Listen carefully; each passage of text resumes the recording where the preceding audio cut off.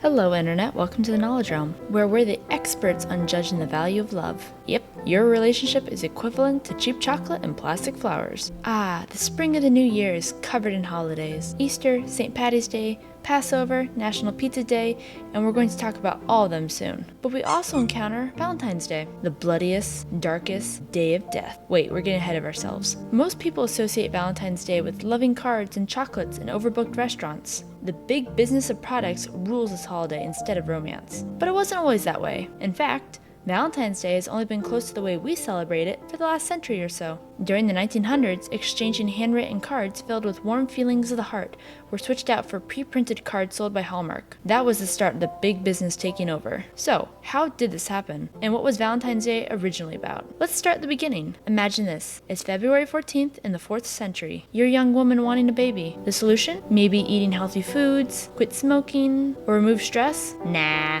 Whipping. It is thought that the earliest possible origin of Valentine's Day is Lupercalia, the pagan holiday of fertility. Young women would line up to be whipped by sacrificed animal hides, thinking it would aid in their fertility for the year. It is also believed that after that, the girls' names would be drawn by young men from a bowl, and couples would be established for the holiday's duration. If they proved a right match, they'd stay together. What a backwards time. Lupercalia remained popular for a long time in the Roman Empire, even with Christianity on the rise. Now that we have a holiday established, let's jump to the origin of the word Valentine. Welcome to 3rd century Rome, where Emperor Claudius II ran into a problem. War needs soldiers, and married men have a harder time leaving for the war. The solution? Outlaw marriage for single young men. Brilliant! Well, that sucks! That's where Priest Valentine comes into the picture. But which one? Now, it should be noted that Saint Valentine or Valentinius wasn't one dude. It was a more common name than you might realize. Out of the large sum, the Catholic Church recognized 3 individual saints. What do they all have in common besides their name? They were all martyred. So our first Valentine, the priest, held secret weddings for young lovers once he understood the injustice of the emperor's law. Though it worked for a time, Valentine was discovered and then put to death. Once Lupercalia was outlawed by Pope Gelasius in the 5th century, they substituted the holiday with a feast, since many people were against the idea. The feast would be in honor of Saint Valentine. Though people continued the drunken spirits and actions of love, at least they weren't sacrificing goats and dogs naked.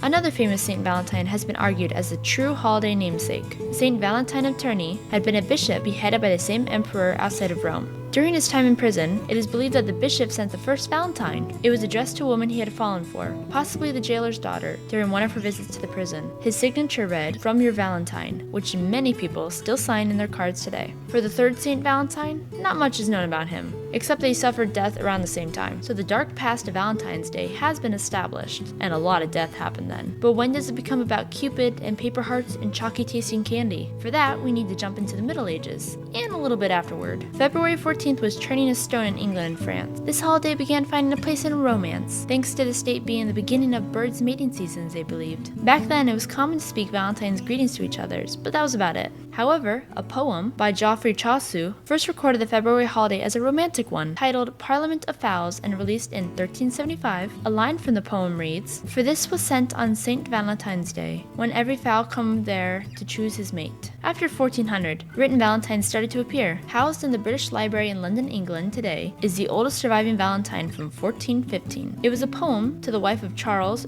Duke of Orleans, constructed during his imprisonment. One story even says King Henry V commissioned a Valentine to Catherine of Valois. Soon, Shakespeare even joined in the fun, writing in his play Hamlet, Act 4, Scene 5, "Tomorrow is St. Valentine's Day. All in the morning be time, and I am made at your window to be your Valentine." When the 18th century rolled around, it was common for small gifts and handwritten notes to be exchanged between friends and lovers. Esther A. Howland, nicknamed the mother of the Valentine, started selling mass-produced cards in the 1840s. Hallmark soon took over around 1913, and the rest is history. Psst, hey!